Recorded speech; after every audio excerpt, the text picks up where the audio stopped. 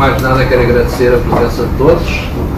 Alguns já eu conhecia há um ano atrás, outros são novos. Não sei se vocês, pelo menos os que tiveram comigo há um ano atrás, houve uma frase com que eu acabei a apresentação que era sobre eu não sei para onde é que vai este trem, mas qualquer dia dele eu quero. Ok, eu, embora ao fim de um ano ainda não vi nada, não tenho a mínima noção dos feedbacks que vêm só através das redes sociais e são às dezenas, às centenas, é um bocado complicado a gente tirar uma avaliação última das pessoas. O que eu posso dizer é que logo ao fim de alguns dias do lançamento do meu livro, logo nos primeiros feedbacks, eu não tinha ideia sequer de escrever uma sequela, não passava sequer pela cabeça, mas os feedbacks que comecei a receber de toda a gente, e depois mais tarde ainda também começaram a vir do Brasil, começaram a vir feedbacks de Inglaterra, da Alemanha, de França, que eu nem sei bem como é que os vídeos vão ali parar, mas foram lá parar. E toda a gente pedia mais, porque achava que realmente a história teria ficado ali com umas janelas abertas, outras entreabertas, umas portas, não sei. E realmente aquilo começou a fazer um bocado de confusão, porque eu quando escrevia o Herdeiro da Etiópia, acabou, ficou ali, é fixe, porreiro, tudo bem. Agora uma sequela, entretanto eu já estava com outras ideias, com outra história, que agora vou aproveitar. Ok, tudo bem. E foi realmente um feedback que as pessoas me deram sobre o que é que achavam, o personagem A era e talvez não fosse bem aquilo, o B talvez fosse isto, o C fosse não sei o quê. E houve ali uma série de coisas que realmente começaram a criar curiosidade e as pessoas sentiram que faltava ali algo mais. Então, digamos que este livro foi escrito a pedido e ao encontro de algumas expectativas que as pessoas criaram, porque eu acho que, embora não tivesse feito propósito, posso dizer neste momento que se calhar é o meu estilo de escrita, no Herdeiro da Etiópia eu não sou muito exaustivo, é uma escrita simples, fluida, e deixo também ao critério das pessoas a imaginação, o que é que as pessoas, como é que imaginam isto, imaginam aquilo, apesar dos locais serem reais e serem descritos exatamente como são na realidade, mas os personagens e a história que foi ali criada deixou qualquer coisa no ar e foi esse feedback que acabou por me fazer escrever Sob Estranhos Céus. Entretanto, pronto, eu também tinha, acho que se calhar houve algumas precipitações no primeiro e depois, pronto, vocês vão ver, acho que vão gostar, porque o escritor Alexandre Melo neste livro acaba por ter um destaque maior, que é aquele destaque que eu quero transformar o Alexandre Melo numa espécie de Poirot contemporâneo, sempre dentro deste género literário, ou seja, cruzar a história, factos históricos com as minhas histórias, que eu invento para ele, e, portanto, de uma maneira suave, abordar temas que muitas vezes nós não gostamos muito de os abordar ou que nos fazem alguma confusão, mas pronto, as suas aventuras, digamos que ele vai sempre passando por situações, e neste livro essencialmente vai-se ver isso, por situações que, como digo, não são muito usuais, ou são usuais e podem acontecer a qualquer um de nós, mas nós preferimos muitas vezes não pensar nelas. Ele vai passar por elas. Há um outro facto ali que é uma mera coincidência, mas já estava escrito, não ia depois alterar.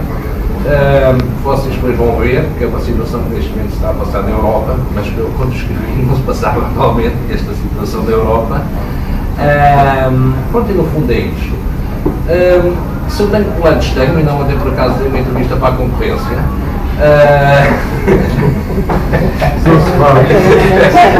Pediram o meu day. Pronto. Porque, pronto, uma das coisas engraçadas que eu achei graça, já agora também que é assim, não é? é que este livro não foi só registro, como tenho muita curiosidade, porque realmente hoje estamos aqui na Chiado, mas podíamos estar noutra editora qualquer. Porque houve uma disputa entre 4 editoras. O que eu também achei muito interessante foi outras editoras contactarem no sentido de então, e o que é que você acha? Tudo bem, você está a trabalhar com Chiado, mas não se pode. Há aqui qualquer coisa que não vai dizer, realmente este mundo é um mundo assim, muita coisa improvável e estranha. Pronto. O que eu posso dizer é que, portanto, eu já estou a rever neste momento, vou dar um bocadinho de descanso, embora pronto, calmamente, já estou a começar a recolher material para uma nova história do inspetor Alexandre Mel, Alex para os amigos, e que terá a ver com um povo que é muito conhecido de todos, mas que é desconhecido da maioria, ou seja, de toda a gente aqui ignora que esse povo andou por aqui entre 1840 e 1147. Não há registros, nem há vestígios, mas há crónicas castelhanas e crónicas muçulmanas sobre esse povo que andou por aqui, fez por aqui umas coisas engraçadas e que histórias. E é só. Espero que se divirtam.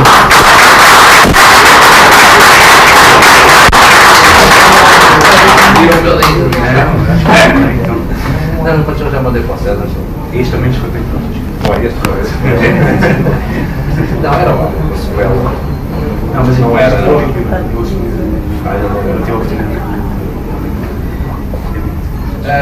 Vamos ver o que é que se vai fazer. Mas orgulho-me de poder ter autores que saibam escrever, mas também sabem fazer o cruzamento da história real com o ficcional, isso é algo que me agrada bastante. E a nós Chiado também, claro. Sim, pronto, e realmente também foi um pouco isso que me levou a renovar o contrato com vocês para sobre Estranhos Céus, precisamente porque vi que realmente, embora houvesse muito interesse das outras editoras, vi que a Chiado realmente, tipo, não sei de volta, não é? As corridas ali, às vezes deram um sprint final e realmente pronto. E essa entrevista também só para uma coisa. Apostávamos. Apostávamos correto. Então é isso. Então, quem só quem quiser beijinhos, abraços, é só dizer que este está cá disponível. Agora é amigo dele. Não, já não tenho mais beijinhos para dar. Estejam à vontade. Não está disponível ou não? Bons beijinhos. Um abraço. Eu acho que não tinha nem nome de certeza. Tá bom.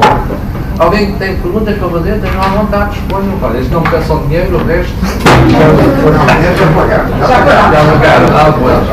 Já está ali no floco. Em relação ao novo livro que estás a pensar em escrever, não podes levantar um bocadinho mais o véu?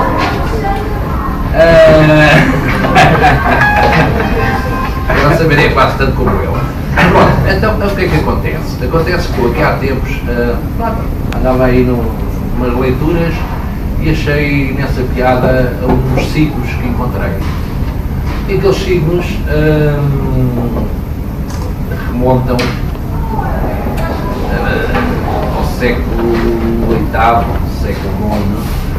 E achei tudo muito interessante. Entretanto, lembrei, isto era capaz de ser talvez assim engraçado.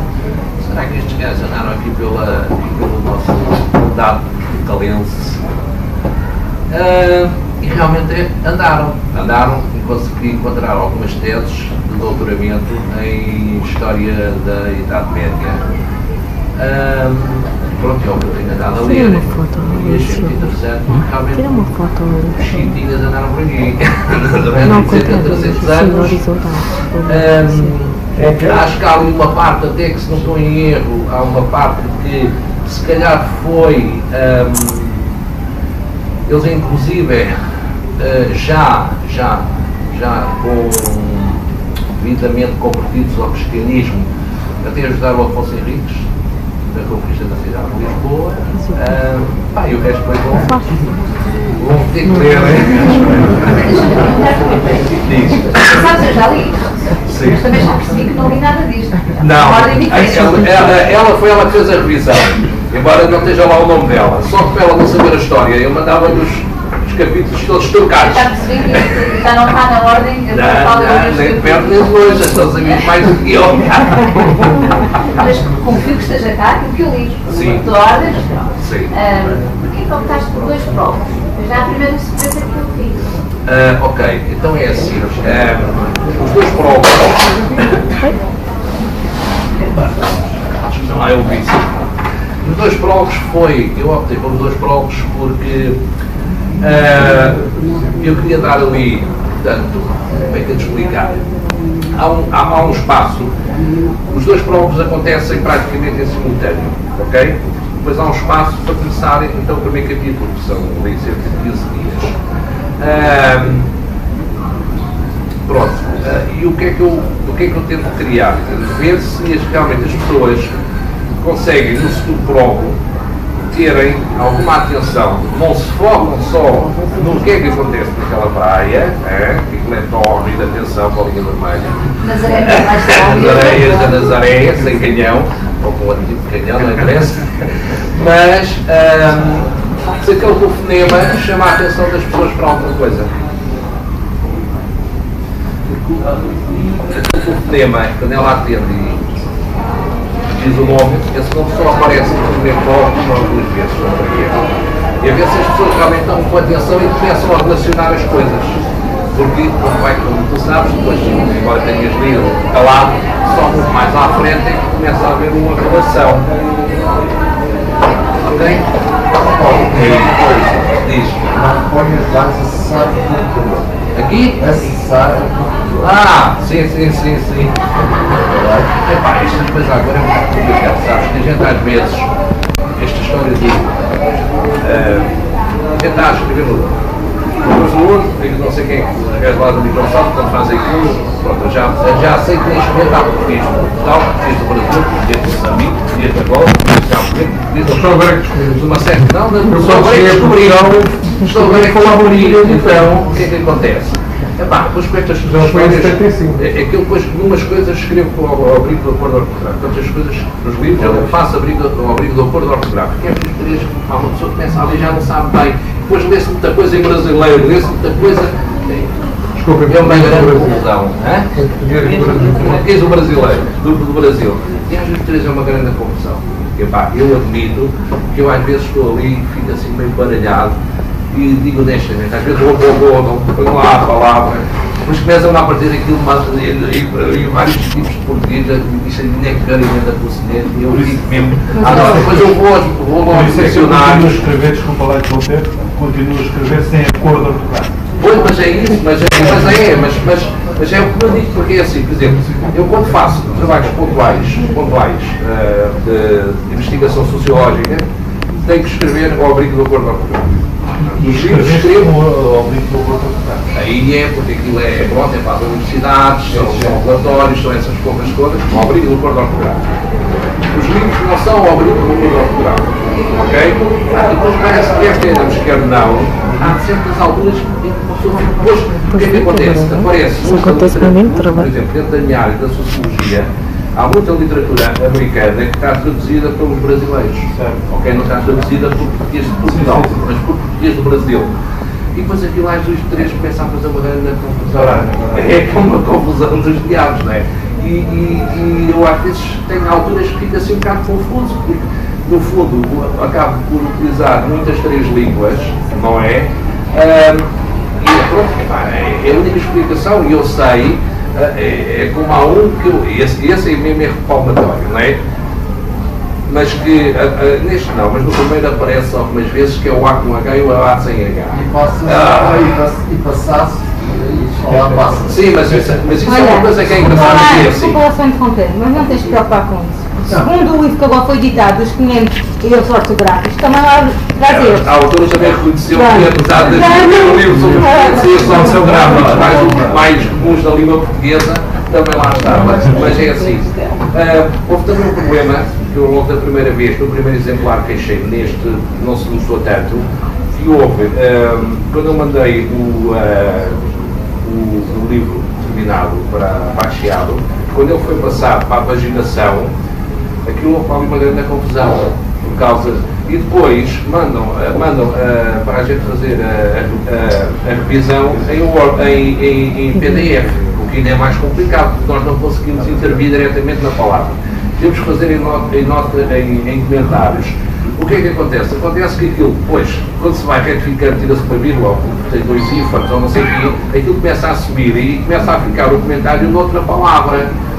Então aquilo gera-se uma confusão muito grande, porque realmente nós, os autores, devíamos ter, e isso eu já na altura comentei com a Chiado, nós devíamos ter acesso ao texto depois de paginado e podemos intervir diretamente no texto sem ter que ser em comentário, porque ao fazermos o comentário, aquilo começa a retificar, se as linhas começarem a subir ou a descerem, por acaso o que é que acontece? Acontece que onde foi posto a sinalização de comentário, ela mantém-se, só que já não está naquela palavra, passa para outra palavra.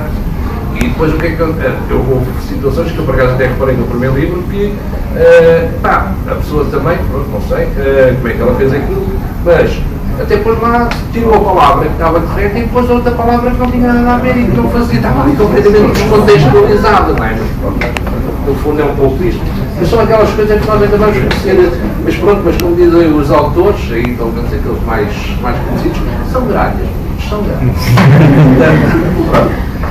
Ok, está tudo com pressa de ver, mas as novas ficam nesse ponto. Depois fica só amanhã. Tá bom, bora. Beijinhos, abreijos, abraços, pá, foi um prazer, este bocadinho.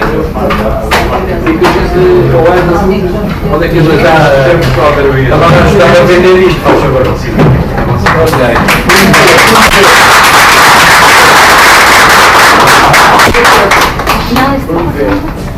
Bem, agora olha, comentem, divulguem. Porque é assim.